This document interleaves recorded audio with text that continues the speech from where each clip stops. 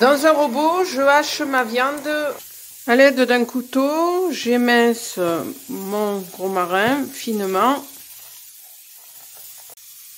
et je l'ajoute dans mon hachis de porc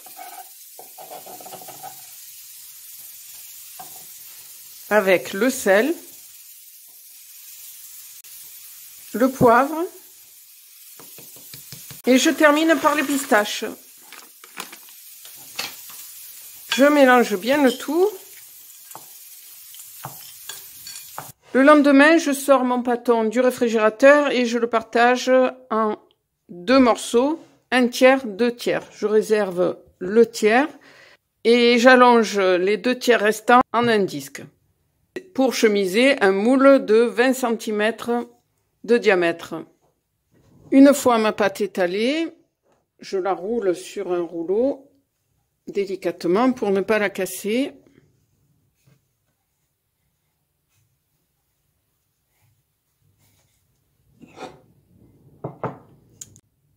Ou plus simplement, une douille à l'envers. Une petite cheminée de papier sulfurisé. À l'aide d'un vide-pomme, je pratique au centre un trou. Je retire la pâte et je vais mettre, à l'aide du rouleau, j'enlève l'excédent de pâte.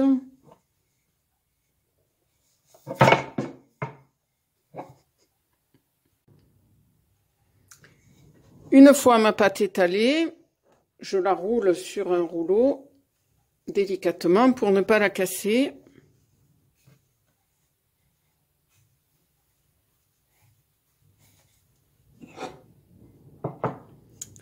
Et je la mets dans le moule beurré fariné. Pour chemiser un moule de 20 cm de diamètre. Ou plus simplement, une douille à l'envers. Une petite cheminée de papier sulfurisé. À l'aide d'un vide-pomme, je pratique au centre un trou. Je retire la pâte et je vais mettre, à l'aide du rouleau, j'enlève l'excédent de pâte.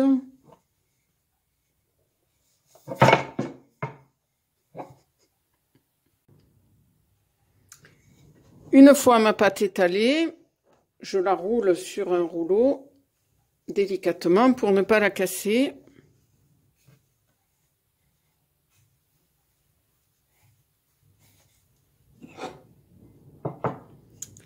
Et je la mets dans le moule beurré fariné. Pour chemiser un moule de 20 cm de diamètre. Une fois ma pâte étalée puis déposée dans mon moule beurré fariné, je répartis mon poulet sur le fond. Une première couche, des blancs de poulet que j'ai coupés en 2 dans l'épaisseur, puis une couche de hachis de porc,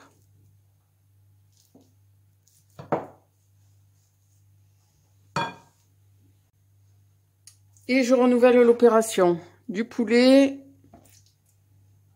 et du hachis de porc.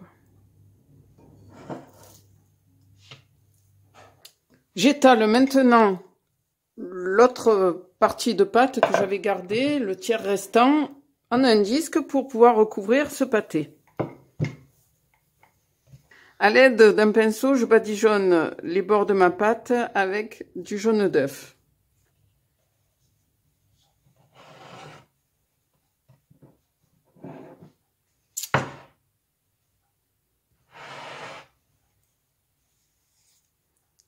Puis je dépose mon disque de pâte sur le dessus.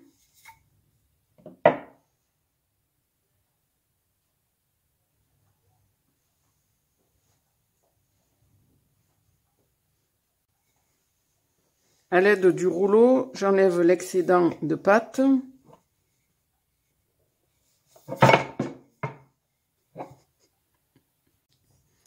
À l'aide d'un vide-pomme, je pratique au centre un trou.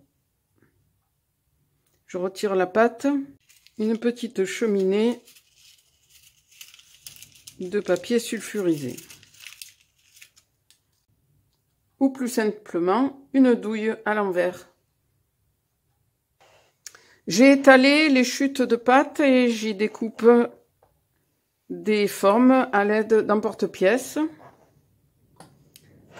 Je badigeonne ma terrine de jaune d'œuf. J'y dépose mes petites formes.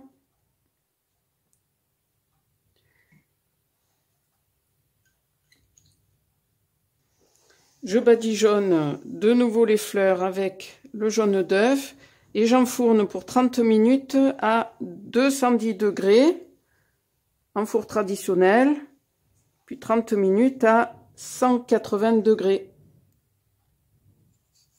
Une fois mon pâté en croûte tiédi, je mets à chauffer la bière dans laquelle je verse le mélange pour faire la gelée.